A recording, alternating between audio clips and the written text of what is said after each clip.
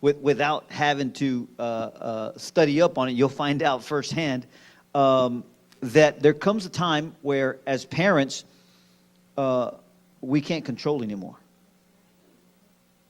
And sometimes parents that are controlling, watch this, parents that are controlling is simply because they have a fear. I don't want them to make the same mistakes I made. I don't want them to go through hardship. I don't want, and you know what? We have to understand that God is in control of their lives as well. And sometimes it can be a form, it can be even be a form of witchcraft when we try to manipulate and control our kids. Especially when they're in their 20s and 30s, and some even 40s and 50s are trying to be controlled. Parents, that's a form of witchcraft, trying to control. You have to get to the point, and it's hard. It's hard. Man, I'm telling you it's hard. I'm telling you firsthand it's hard. But I've learned to just say, God, you're in control, and go on. But tell me, why did you write that? I think the main reason I wrote that is because when I read the first title, Faith Over Fear, the first thing that always comes to mind is Lucas and his birth and everything we went through. And Trey laid it out perfectly for me the other day. He's like, you, throughout your pregnancy, you tried to do the best you could with everything, and we were always watching this and all my knowledge that I had about, child development and everything, and I was always trying to control the way things were going to go and how they shouldn't go, and that was my main reason for writing that, is because when you try to control everything, you're not acting out in faith. Ooh, that's good.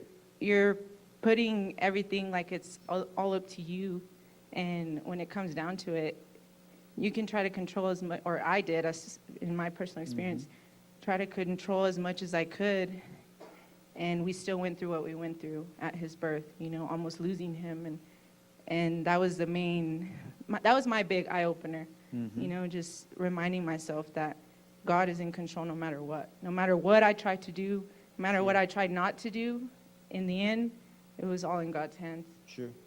You said something powerful. When we are always trying to control things, we don't act out in faith. We're not walking in faith. Isn't that good? And I'm going to tell you something. Not only as parents, but sometimes as pastors, sometimes we can kind of get over-controlling. Because, now, in my part, and you can add to this, or maybe I'm just a little far out there, Pastor Kerry, but, growing up here, learning ministry, Pastor was always big on excellence. We got to do it right, excellence, this, that, whatever. We'd go over it and over it and over it until we got it, things like that. And he would always demand excellence from us. So I grew up making sure that things were here, were there, to the point that it got where I was controlling without realizing. So there were some things that I didn't start walking by faith in. I'll give you an example. When I finally realized, hey, what's wrong with you, man? we were doing a get together, and we just had to make, I don't know, maybe 3 or 4 dozen hot dogs, and I was in charge of that. But another young man was helping me, and he was making the hot dogs, whatever. Well, it got to the point where, I was like looking over his shoulder, man, making hot dogs. But it was important to me because I wanted to make sure they were on point. They were on time. They were cooked. They were ready. They were getting ready to serve all this stuff, and I was just there. The kid wanted to help me do this. He was trying to serve, and he's there flipping hot dogs. Make sure you get that one. Oh, that one's been a little too long. Finally, he said, Pastor, I got this. Don't worry about this. Let me do this. And then I realized, I got to chill out, man. This is hot dogs, man. So I started thinking, man, what else am I this possessive or controlling over? There's some things we got to walk by faith, but that was really powerful. Yeah. And I truly believe that what's so important for the believer, we're talking about control and fear, is believer's life is all about surrender. Yeah. You know what I mean? It's not about control. It's all about surrendering everything completely over to the Lord, right? That's really what it's about. It's surrendering your thoughts. It's surrendering your life. It's surrendering your family completely over to the Lord, right? My parents had to do that with me when I was a teenager. When I was acting rebellious and acting like an idiot, my mom and my dad were like, we're just going to surrender you over to the Lord, because we can't control you. We can't fix you. We have to completely give it over to the Lord, right? And that's hard for a parent to do, right? It's completely hard because you want to be able to have a say in every little thing, right? But the reality is, as a believer, what our response should be is surrender, right? And I know it sounds easier said than done. Yeah. But the reality is we do want to control, even in ministry as pastors. I mean, look, man, I was a youth pastor for 13 years. Trust me. Yeah. I know what it's like to want to get a room full of kids under control, but and all that sort of stuff, right? But the reality is, even when working with kids, it's all about just surrendering everything over to the Lord. So when it comes to that, man, if you're someone in here who really battles with control, right? Like this is something you deal with. Maybe you're a husband who wants to control his wife, a wife who wants to control her husband, a parent who wants to control their kids, or whatever it is, right? I would encourage you to look at the scriptures, because again, our response as believers in everything from our faith is all about surrender, right? It's all about surrender, giving everything over to the Lord. You know what I'm saying? When I got married, I wanted so bad to be the perfect husband, but then I realized I'll never be the perfect husband. I'm going to fail over and over again, right? I really am. And so I had to surrender that ridiculous mindset to the Lord, and it's helped me, to be a husband, not out of fear of, man, am I going to make mistakes, whatever. But again, I would just want to encourage you, if you're someone here who struggles and battles with control, I want to encourage you to surrender that to the Lord, because again, I truly believe that the life of a Christian it starts with surrender. God, I'm all yours. I'm in your hands. You know what I mean? Yeah, one of the things that I learned, as a parent, kids growing up, is if you constantly control things that are happening in your kids, and when I say kids, I'm talking about 20-year-olds that are already adults and things like that. Whenever you just always control, what happens is you get in God's way of trying to be God in their life. You get that? And we need to get out of the way. But let's get into this, because here's where fear and faith started. You talked about in your notes about an experience or the experience of your journey from conception to pregnancy and birth of Lucas. There was a lot of stuff that happened in there, faith and fear. For people that don't know, take us through that journey. I guess I'll try to compact it in No, a little bit, we got and time. y'all bear with me if I get a little emotional. But so basically, Trey and I got married very young. We got married at 19. I did the ceremony, by the way. Yeah, he did. We were 23, 24 when we started talking about wanting a family and wanting to have children. It was something kind of scary to us to think like, oh, we're gonna have kids. Like this is, it was a weird conversation to have at first, because we were just so used to being us and our dogs, and we would travel, get up and go whenever we wanted to, we had that want, of having kids. And we tried for about a year and a half, and it just wasn't happening. And we kind of tried not to get discouraged, and we prayed about it. And I remember New Year's Eve 2017, it snowed, so we decided to stay home. And that was when we kind of, again, surrendered. We prayed. I remember ringing in the new year, praying together, Lord, if you give us a child, it's your will. If you don't, it's your will. And we're going to learn to be okay with that and accept it. That was in New Year's Eve, of course. And so 2018, I had an annual checkup. I went into the doctor, and she kind of ran some tests, because I talked to her, that we were thinking about having a family. And she ran some tests, and she came back and she told me, she's like, I don't want to give you a diagnosis right now. She's like, but you're borderline PCOS, polycystic ovarian syndrome. And so she's like, that would make sense why you haven't been able to get pregnant yet. And so she told me, she's like, I don't want to officially diagnose you, but I want you to try this. she handed me like this packet, and it was a diet. Because the main reason behind that is blood sugar levels. And so she handed it to me, and I kind of was like, a diet? Like, but she explained it to me, and I was like, that makes sense, And I remember going home, and she's told me, she's like, come back in 2 months, and if this doesn't help change your levels, we'll, talk further about other things. So I went home, and I showed it to Trey, and we kind of looked at each other and were like, dang, that's going to be hard, because it was pretty much cutting out all sugar from my diet. Like really, and it's not just and I'm a sweets person, so that was my weakness. Yeah. So, but it wasn't just sweets. You would be so surprised that everything pretty much nowadays has sugar in it. So our grocery, and I told Trey, I was like, you know what? We were praying for a child. I went to the doctor. This is what she told me. It may not have been what I wanted to hear, but she's giving me these tools. And sometimes God gives us tools to, get to where we're wanting to, what he wants us to do. And so I saw it as that. I didn't really think of it as, man, I have to be on a diet. I was like, okay, I'm going to listen to her, and I'm going to try my best because this is what she's giving me.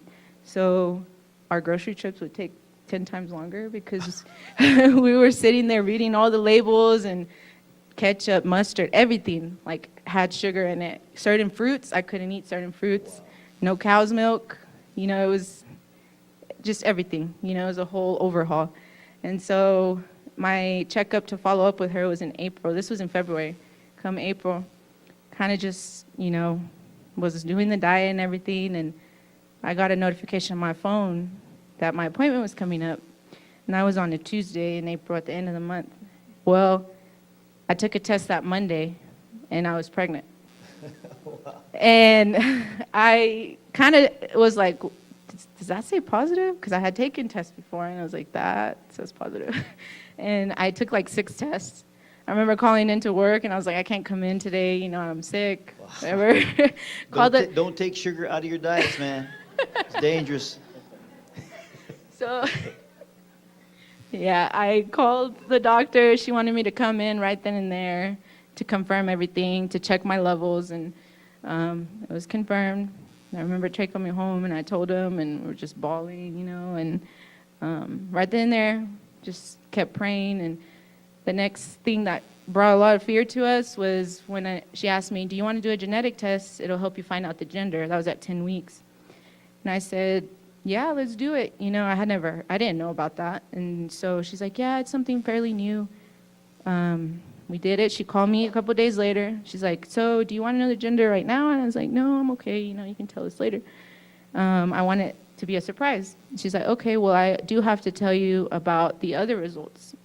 She said, you're positive. You came back as a carrier for cystic fibrosis, which it affects the lungs. It attacks the lungs. And she said, if your husband is also a carrier, your son has a really high chance of being born with that. So right then and there, I hang up the phone, and just, fear wants to start taking over. Because I was like, we prayed for this baby, and now there's a high chance that he could be sick. He could be born really sick.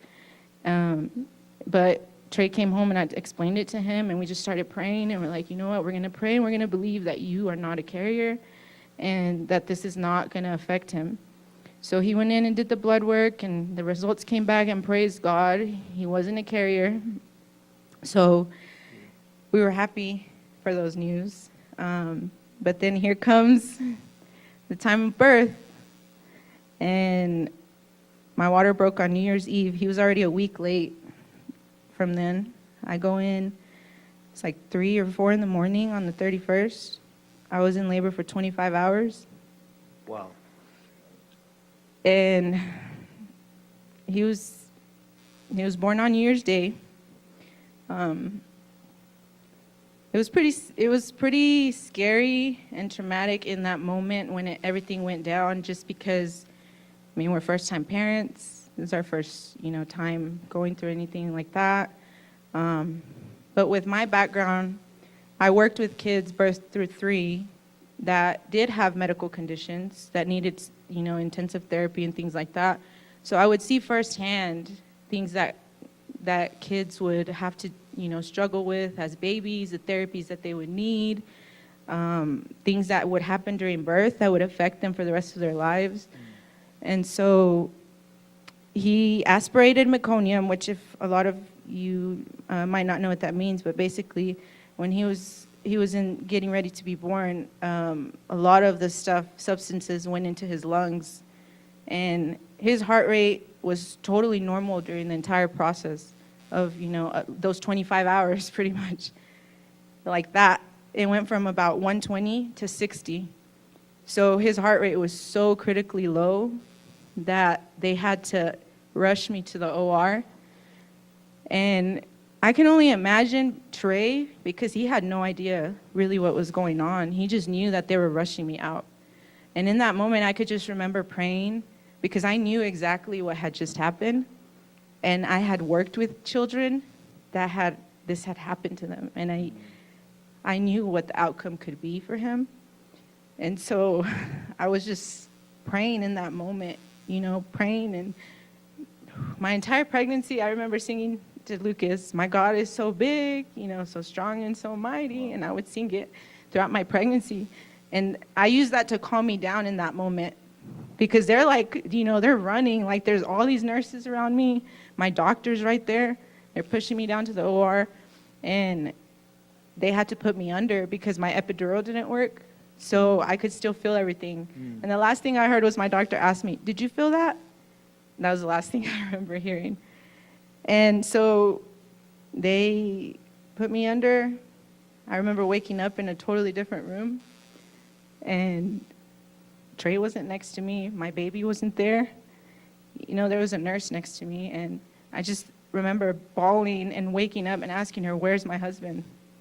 And she said, "He's downstairs with your son in the intensive care unit." And I just was like, "I need him here." And she's like, "We'll go get him. We'll go get him." And I just kept praying. And I remember going in and out because, again, the anesthesia, they had to put me under. So I couldn't even breathe at times. Wow. And, I was sitting there praying. And then he came to my side. And he had this video of Lucas. And his eyes were wide open, alert. But he was intubated. He had all kinds of wires all over him. And so, when you picture having a baby, you're like, oh, you get to hold your baby. And it was totally different for us, And Trey was like, "He's okay. He's stable. He's in the NICU." And so that was in the morning. He was born like at 5 in the morning on the 1st. They cut him out in 7 minutes. So from the time they rushed me out of that room to the OR, within 7 minutes he was out. Wow. Like if my doctor, I know God was with her. I know God had his hands over her, because if she had not acted as fast as she did, he wouldn't be here with us today, or he would have had probably a lot more issues and, damage to his brain, to his organs. And so, that was in the morning. By the end of the day, I got to walk down to meet him. And I just remember going up to him and wanting to hold him. And the doctor told me that was there, "You can't pick him up. Y'all can't hold him. He's too fragile right now. All you can do is put your hands on him." And I just remember thinking to myself, this is exactly what we need to do right now, is just pray over him and just put our hands on him. Like, that's all we can do. And, it was hard seeing him there, and he would look at us and, respond to our voice and cry, and I couldn't pick him up to comfort him. I could only put my hands on him. And when I was preparing for this, I looked up some verses, and Proverbs 16:9, no, where is it? I thought I wrote it down, but it basically talks about stretching out your hands and believing and speaking healing. Mm-hmm. And fear was wanting to take over me in that moment, big time, because I knew what could have happened or what did happen to him. And I remember asking the doctor that came to my bedside, "Please be honest with me. Is he okay? Is he gonna be okay?" And all she told me was, right now, all I can tell you is that he's stable. And so, we went down there and we didn't get to hold him till he was 3 days old. Wow. And I remember when we went down to meet him on the second day, one of the doctors came up to me and she told me, at one point, I thought we were going to have to call a priest. She's like, but he's going to drive y'all out of here. Wow. And inside, I was just like, that fear wanted to take over me. Like, my son almost died. Like, what is going to happen with him? Like, is he going to have an okay life, And when she said, he's going to drive you out of here, if you know Lucas now, like, I laugh about that now because if you know him, like, it makes me laugh. Yeah. And so we just kept praying over him. Everybody around us, people would call and check in on us. And, they're like, we're praying for y'all. We're praying for y'all. Trey and I would go back up to the hospital room and we would just pray together. I got discharged, went home without him. And I remember being home and my dog, we've had a German Shepherd for a long time. And German Shepherds are really anxious dogs. And I remember him walking around the house, whimpering, going up to my stomach and whimpering. And it's like, our baby's not here, And it was tough, coming home and not having him. And that's when me and Trey just like, I feel like that brought us even closer because we would just sit there and we would just hold hands. And sometimes we would just cry. Like, we wouldn't even say anything. Wow. But we continue to pray and press on and have that faith and not just pray, but speak, like, you are going to heal him. And I know that he's going to come home. Things are going to be okay. And at 4 days old, I finally was able to hold him. He got unhooked from the oxygen.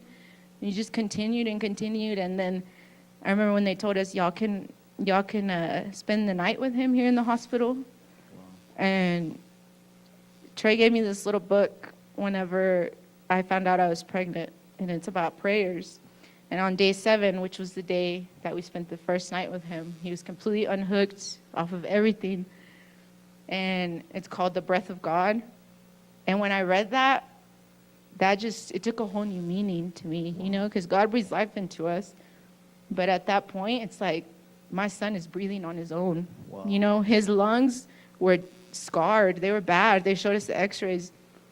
And they're like, we won't know how this will affect him as he gets older, but we know that right now he's doing well and he can go home and he can be with y'all.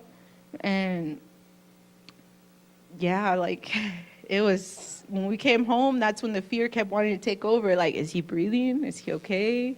Getting up constantly, checking on him. And we continued to press on. That fear, did that just bring in more wanting to control things? And I'll be the first to admit it, like, I was worried, what if he gets sick? His lungs aren't 100%. The doctors told us they're not super healthy, but they're not terrible, and yeah, that fear constantly wanted to creep in. Even now, as he's older, he was finally diagnosed with allergies and borderline asthma because of all of that. Mm-hmm. And it's still, I have to remember God has him. He's okay. God's healed him.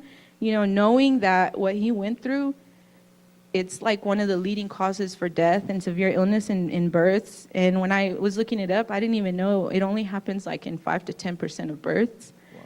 And I mean, God helped him beat the odds. Amen. And that every time I look at him and when he's climbing windowsills and acting crazy, I remind myself, he's here. God had his hands on him, on the doctors, on everybody, and it's still scary to think of everything that we went through.